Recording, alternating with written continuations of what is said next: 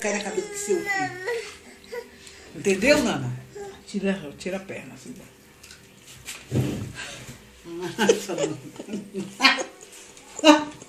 Comendo carne de porco. Nossa senhora. Patinho de meia. Não posso nem rir, não. Eu não posso rir, não. A Gulu disse, bota patinho de meia. O patinho vai ser, o patinho vai chorar, comendo osso. É brasileiro. Olha. Nas coxas de dia, né? Ó. Olha a cara. Gosta de osso, Nana, também, igual cachorro. Olha. É brasileiro, fala com ela que você é brasileiro. Não sou arabo, não. Nana gosta.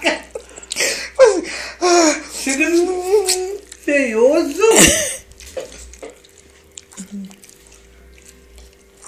Tá comendo o quê, gente? Pelo amor de Deus, tá comendo o quê? Come. Não vou botar eu, não. Eu te cozinho, não, é?